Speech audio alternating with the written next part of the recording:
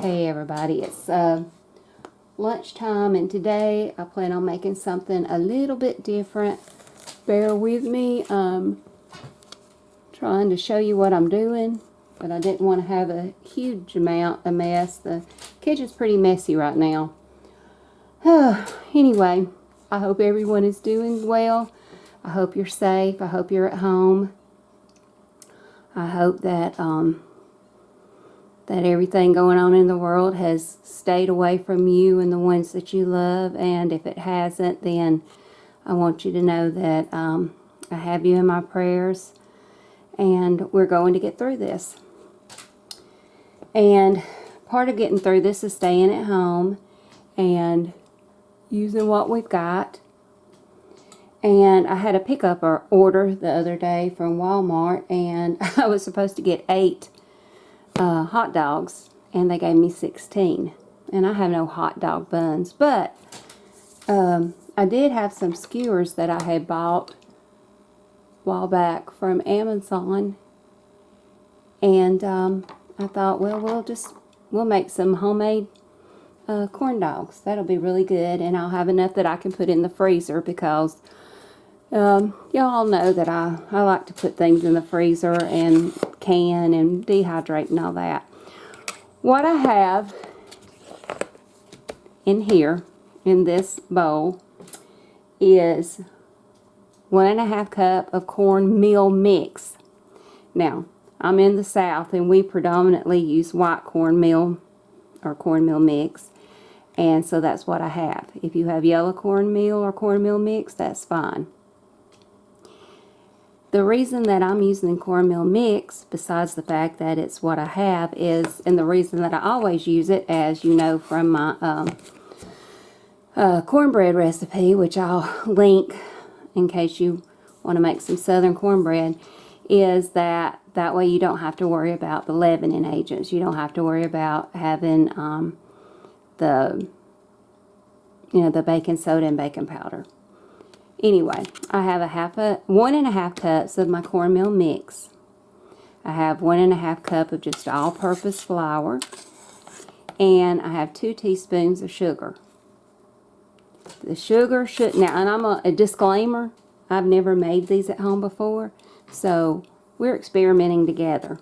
But, you know, you're trying to come up with different things, and so this is just things that I had, so I'm trying to come up with some different things. So, like I said, 1.5 cups cornmeal mix. If you have cornmeal, then you just need to look and see what you would need as far as the baking soda, baking powder for 1.5 cups of the cornmeal. 1.5 cups of all-purpose flour, 2 tablespoons of sugar. To that, I'm going to add a cup of milk. Now, normally I would use buttermilk if I'm doing anything with cornmeal, but all of the recipes that I've seen, and I'll be honest with you too, I've also watched several YouTube videos, because like I said, I've never made these before at home, and we're learning together, but they all say just a cup of milk, and so that's what I'm going to add.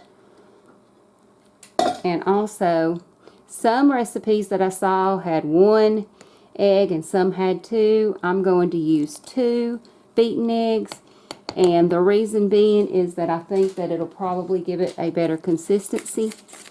And I think that when you're doing something like a homemade corn dog, it's the batter, you want a certain consistency. You want to be able to get your dog in there, you know, easy, and I think that having 2 eggs is going to help that. Now, I saw one YouTuber who added a can of cream corn at this point. I'm not doing that. I have a few cans of cream corn, but honestly, I want to save those for when I need a side and I want to make cream corn. So I don't really, I don't want to add that to this mixture. Okay, and that's it. You want to make sure everything is really, can y'all see that? I'm sorry if you can. I'm trying to do this. Let me move you a little.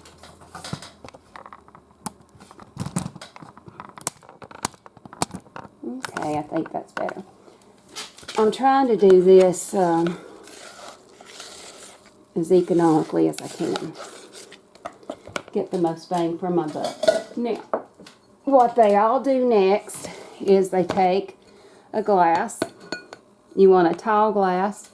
If you don't have a tall glass, then you want some kind of container. You might could use like a maybe one of the quart mason jars. I don't know. I didn't try that. I just got a glass, a tall glass.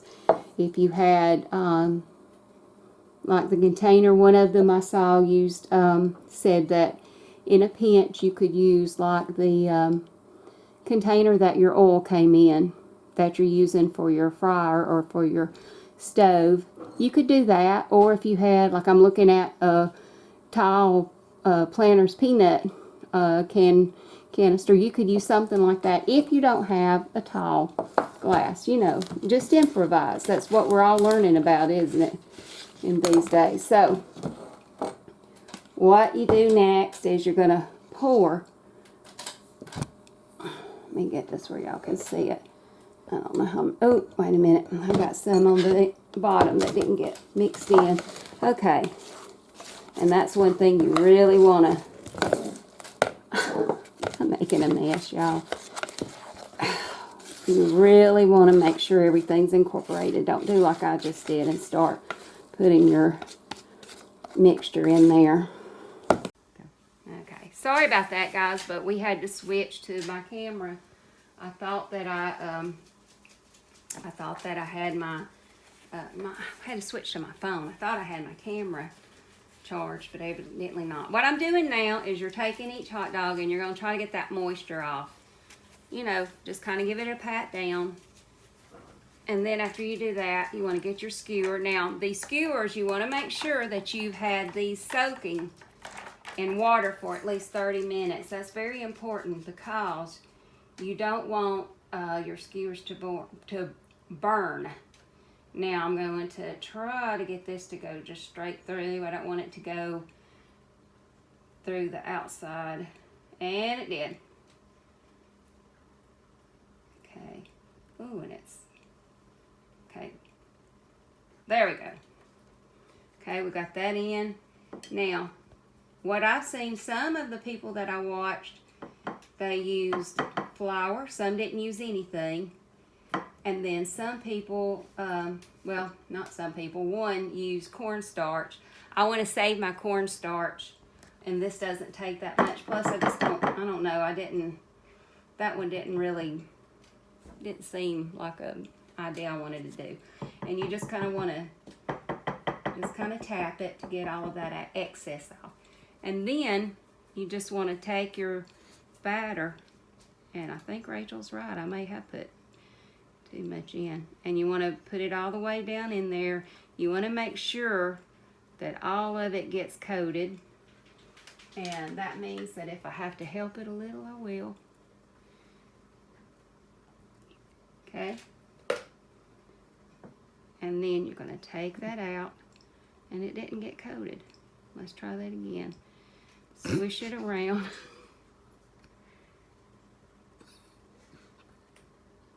There we go. Rachel's laughing at me. Now, let's bring it right over here. And I have my fryer going. I've never made these before, y'all, so we're learning together. Bring that up. If you don't have a fryer, why is this not? There we go. If you don't have a fryer, then you can just put some oil in your, you want to get it right on top. Just put some in your, in a skillet or a bowl. Not a skillet, but a pot. And I don't think you really need that much. You just need enough to get it to brown outside. Okay. So this is our first attempt, and it's not very pretty, but I didn't have that on ready. So that was my one problem. So you want to make sure that you check your temperature, that it's at least 250. So that was my fault. That was user error. So we're going to call this one our first one. You know, kind of like when you make like pancakes and stuff. The first one don't look that pretty. Okay, there's that one. Okay. Now we're going to try it again. Okay, I'm going to take this and wipe it down. Try to get that in there. Now you could also get like a jumbo frank, if you can get that at the store, to kind of help with getting this in there without it going through the side. Okay, I got that one. Kind of give it a coating. Now let's try this part again.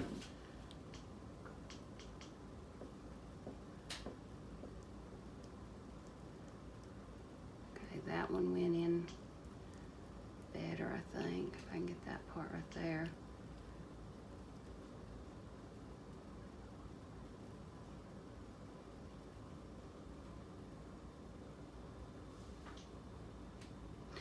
One thing I'm thinking too, y'all, is that I might need a little bit more liquid. Let's see how this guy goes. We're gonna drop him in. See, I've got that left over. Okay.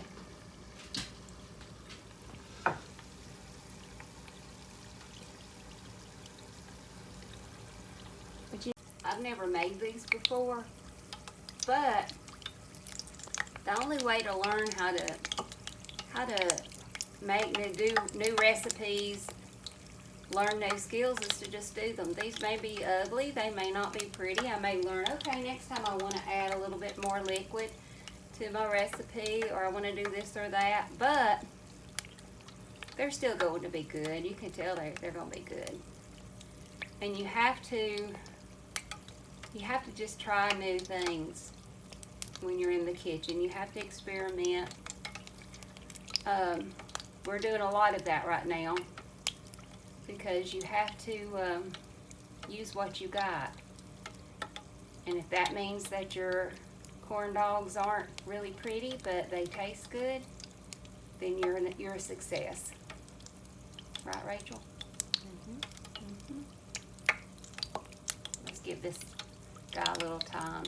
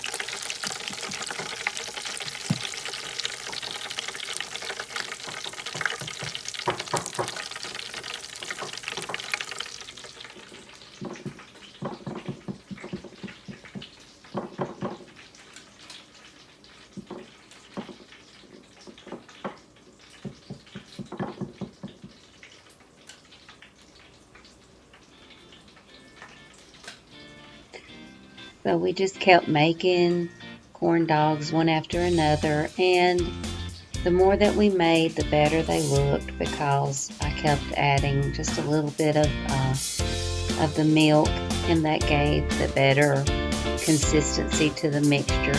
So I know next time that I want to add a little bit more milk, and I know what to look for. They were really good. I don't have a picture of the platter full because honestly everyone started eating them, and because everybody was really hungry, and so unfortunately I don't have that. But I hope you do try it, because I'm going to make these again because they were really, really good. And something different from a hot dog, you know. So I hope you enjoyed this crazy video. And I hope you will like, share, subscribe. And so everybody can see mine and Rachel's attempt at making corn dogs at home. They were really good though, I do promise that. So y'all come back. See you on the next one.